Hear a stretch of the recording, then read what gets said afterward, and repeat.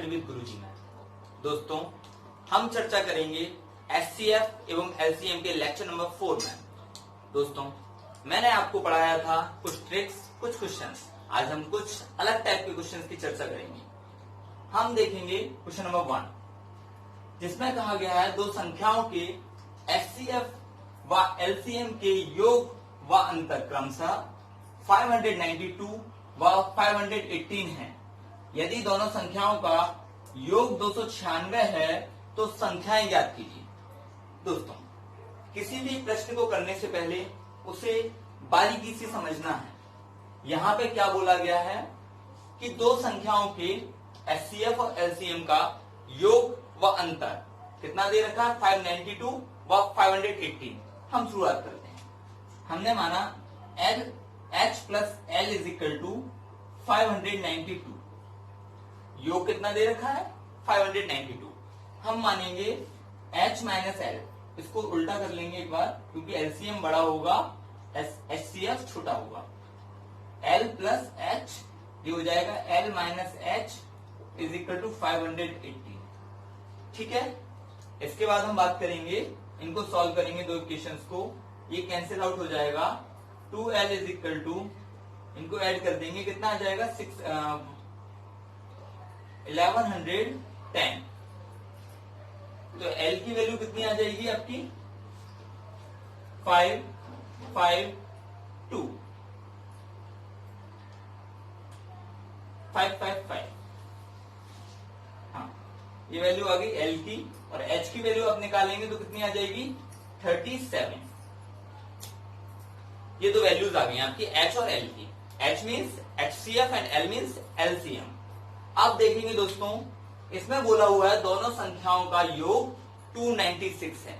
मैंने आपको last lecture में बताया था कि जब भी हमारा HCF आ जाए, हम नंबर्स को क्या मानेंगे, HCF के मल्टीप्लाई में। जैसे हमारा HCF 37 है तो हम नंबर्स को क्या मानेंगे, 37x व 37y। तो दोनों नंबर्स हमने मान लिए क्या, 37x और 37y। तो हमारे नंबर्स हो जाएंगे 37x और 37y। हमारे नंबर्स हो गए, तो हम इनका समेशन निकालेंगे कैसे, चलिए हम देखते हैं। इसको यहां ट्रांसफर कर देते हैं। 37x plus 37y is equal to 296। अब हम 37 से डिवाइड कर देंगे तो क्या आ जाएगा, x plus Y is equal to 8। 37 से हम डिवाइड करेंगे तो x plus Y is equal to हमारा क्या आ जाएगा 8। अब दोस्तों, एलसीएम हमारा दे रखा है 555। अभी जो हमने फाइंड आउट किया है, तो एलसीएम अगर हमारा 555 दे रखा है तो एलसीएम कैसे निकालेंगे, नंबर्स ये दे रखे हैं तो कैसे निकालते हैं, 37xy। जो दोनों में कॉमन है हम उसे लिख लेते हैं, जो भी रिमेनिंग पार्ट बचता है उसे हम मल्टीप्लाई में लिख लेते हैं। दोस्तों, जब आपका एलसीएम आ गया 37xy और एलसीएम कितना फाइंड हो गया था 555, तो हम लिख लेंगे 37xy इज इक्वल टू 555। तो xy इज इक्वल टू, आप डिवाइड करेंगे तो कितना आएगा 15। कितना आएगा 15।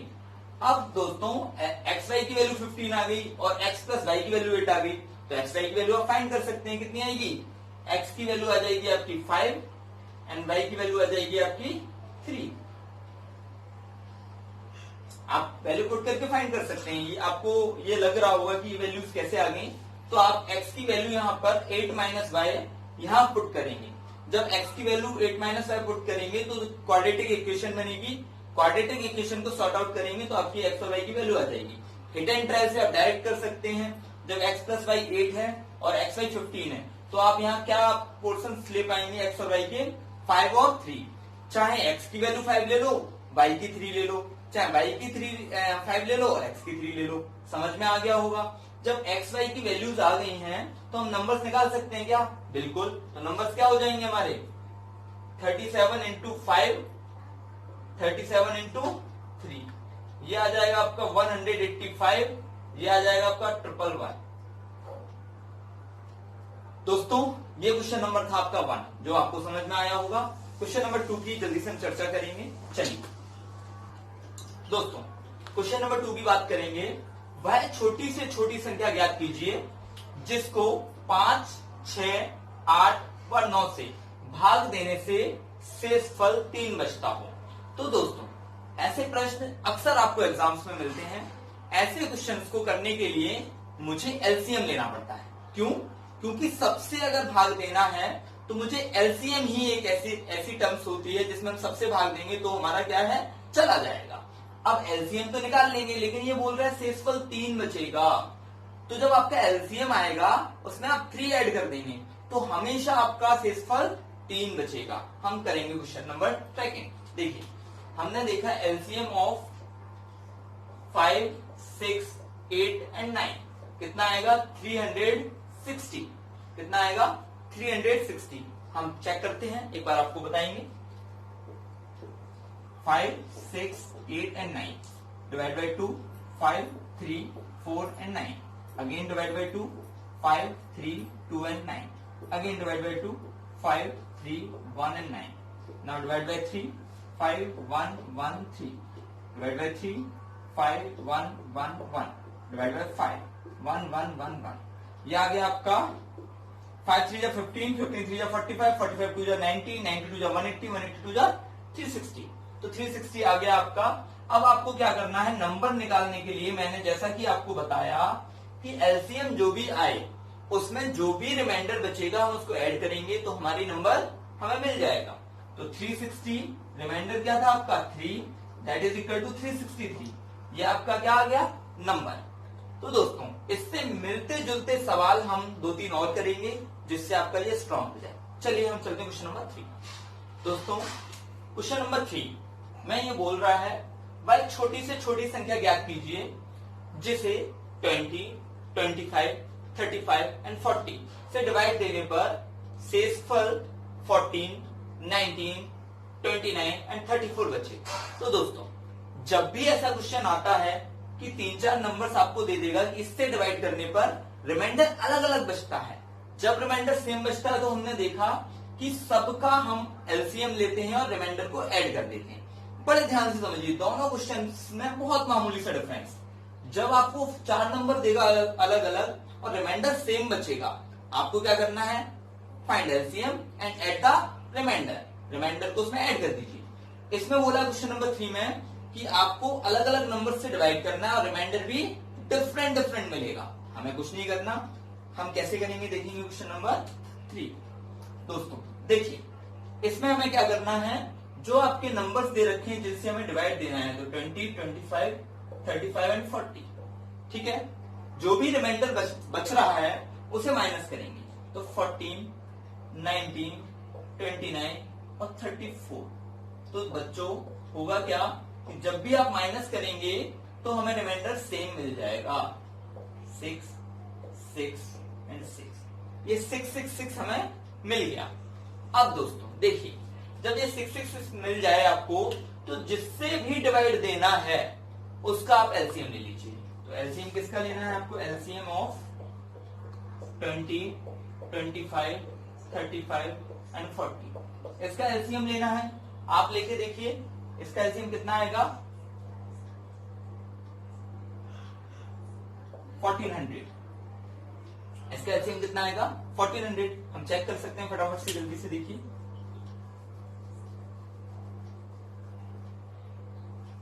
देखिए क्या क्या नंबर्स हैं, 20, 25, 35 एंड 40। हमें एलसीएम लेना है। हमने क्या किया, 2 से डिवाइड कर दिया 10, 25, 35 एंड 20। हमने अगेन 2 से डिवाइड किया 5, 25, 35 एंड 10। 2 से अगेन 5, 25, 35 एंड 5। अगेन 5 से किया 1, 5, 7, 1। 5 से 1, 1, 7, 1। 7 से 1, 1, 1, 1। 7 5 35, 35 5 जा 175, 175 2 जा 350, 350 2 जा 700, 700 2 जा 1400। 1400 आपको क्या आ गया, एलसीएम। एलसीएम आपको निकालना आ ही गया होगा। अब आपको क्या निकालना है, नंबर।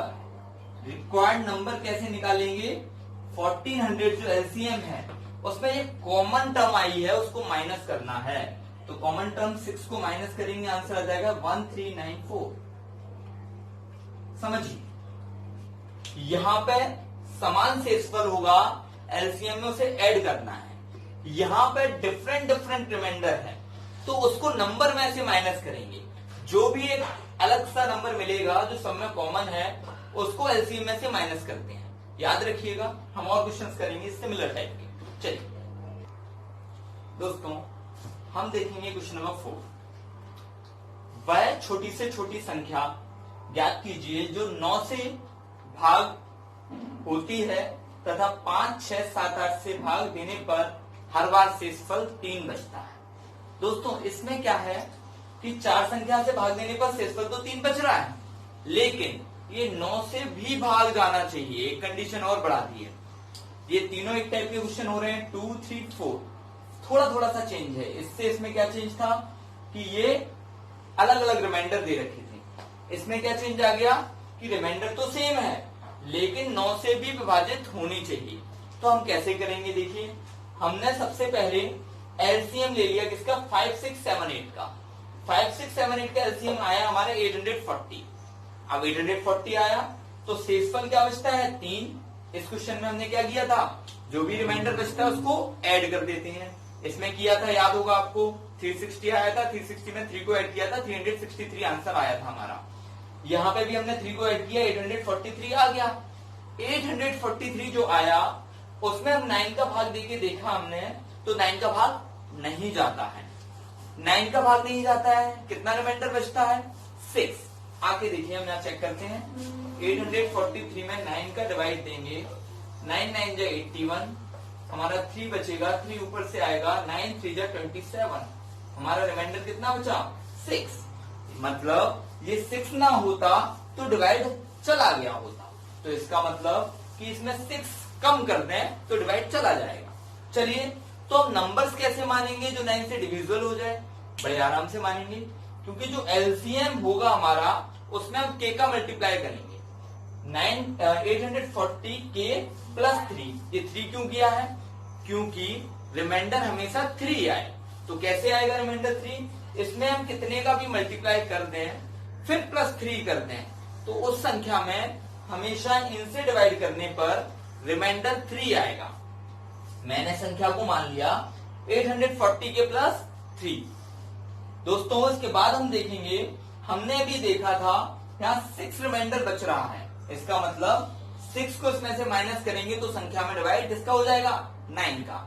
हमने 843 में से 6 को माइनस कर लिया, हमारा कितना आया निकल के, 837। 837 में मतलब 9 का डिवाइड चला जाएगा।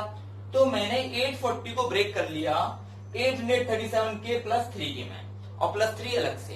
तो दोस्तों देखिएगा, 837 9 से डिवाइड डिविजल होगा कि नहीं, बिल्कुल होगा, क्योंकि 837 होता है।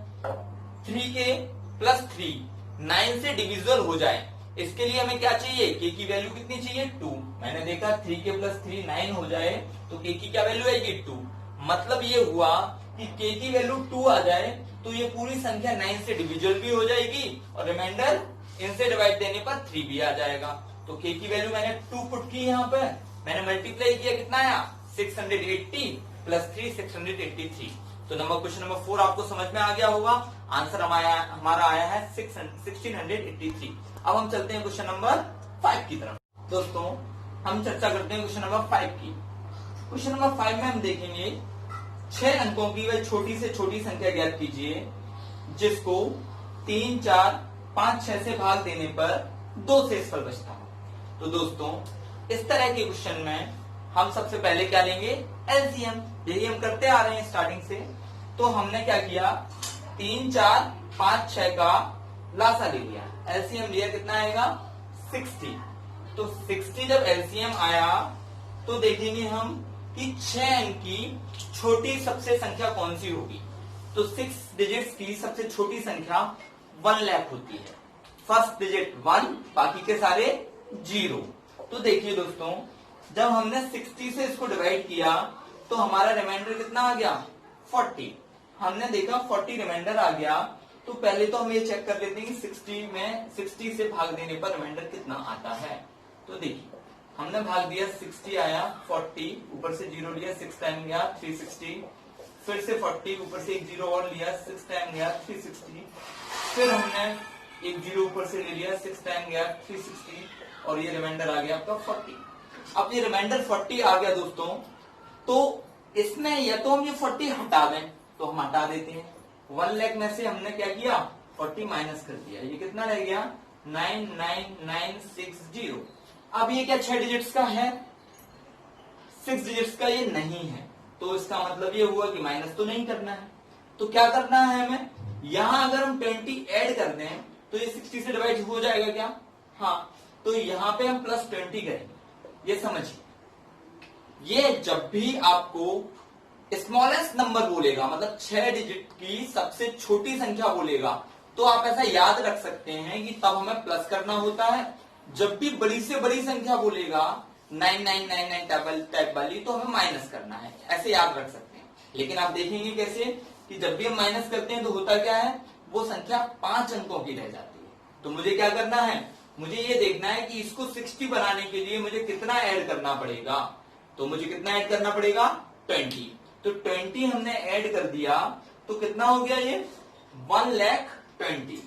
ये कितना हो गया 1,20,000, ये हो गया। अब 1,20,000 ये आ गया, इसमें बोल रहा है कि इनसे भाग देने के बाद क्या होना चाहिए, रिमाइंडर 2 बचना चाहिए। तो रिमाइंडर 2 कब बचता है, जब हम रिमाइंडर को ऐड करते हैं उस संख्या में। यही तो हमने किया था, यहाँ पे भी 360 आ रहा था, हमने 3 ऐड किया। यहाँ पे भी देखा हमने भी, इस क्वेश्चन में भी 843 रिमाइंडर आ रहा था, हमने 3 ऐड किया। यहाँ पे 2 रिमाइंडर आ रहा है, 2 को किस में ऐड कर देंगे, 1,20,000 में। हमने 2 जैसे ही ऐड किया, हमारा आंसर कितना आ गया 1,22,000, वो हमारा आंसर हो गया। हम चलते हैं क्वेश्चन नंबर 6 की तरफ। आइए दोस्तों, हम चर्चा करेंगे क्वेश्चन नंबर 6 की। 6 क्वेश्चन में बोला गया है, वह छोटी से छोटी पूर्ण वर्ग संख्या ज्ञात करो जिसको 4, 5, 6 से भाग देने पर 0 शेषफल बचता हो।